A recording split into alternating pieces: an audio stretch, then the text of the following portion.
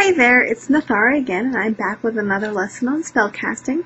And today I want to talk to you about talismans. Talismans are objects that have been imbued with magical properties or have them inherently that are used to bring about changes in your life. A typical example of a talisman is a lucky rabbit's foot, typically carried on a keychain and thought to bring generalized good luck. But we can also create talismans out of pretty much anything that we find. This is a modern flint-knapped arrowhead, and it's made of obsidian, and it would make a great talisman, as it also has magical properties that are already inherent in it from being obsidian. This is a little charm that I don't have any idea where I got it. But it would also make a great talisman of something you could just put in your pocket, or maybe tie on your belt loop or something. This is a marble. I love children's toys as talismans, especially. I've been known to use the kind of toys you get out of ball machines for talismans. So here's a marble that we can use. This is a pin from St. Patrick's Day. You may not be able to read this because I have my camera on mirrored, but it says "I am loved." And so that is a good material. And this here is a bird bone that I found in a wash out in the desert that I just picked up and I brought home with me. So any of these items, they're all small, they're all easily, pocketable and memorable in their own ways. So they all make great talismans. So the first step in creating a talisman is to cleanse the object. Now, if you don't know how to cleanse an object, go ahead and watch my other video on cleansing objects and come right back and continue watching this video. Once you have the object thoroughly cleansed, you're going to want to sit down and have a conversation with it. I know that sounds a little bit weird, but you have to explain to the object what its purpose is going to be. Now, for a talisman, the purpose is typically lifelong. It's going to continue this purpose for the entire existence of its life. It's really hard to reprogram a lot of things.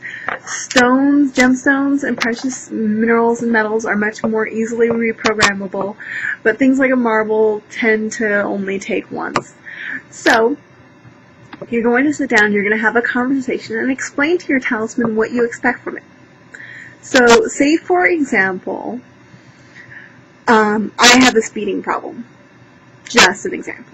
I don't really have a speeding problem. But let's say I do. And I want to have a talisman that's going to keep me from speeding and getting tickets. So I would sit down and I would have a conversation with this marble about speeding tickets, why I don't like them, why I would like to avoid them, and how I would like to avoid them. So I'm going to avoid them by not speeding in speed traps. And I'm just going to have that conversation with this marble. And I'm going to do it every day for 5 days straight. I'm just going to explain to the marble what we're doing, what our purpose is in life, and then after that, I'm going to repeat that process every time I pick up the marble and carry it with me. So I wouldn't have the whole conversation, but I might pick it up and I would think or say out loud, "Okay, marble, no speeding tickets today," and pop it in my pocket.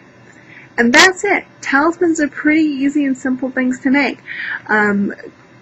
People have traditionally carried many talismans on them at a time, and a wide variety. They have a collection of them, magical properties and stuff. I created a talisman once. I was not getting along with a coworker of mine that I actually had no reason to work with directly, and so I created a talisman just so I wouldn't run into him. And that's all. I just said, talisman, we don't get along. I would like to just not run into him. That's all. Just don't want to run into him.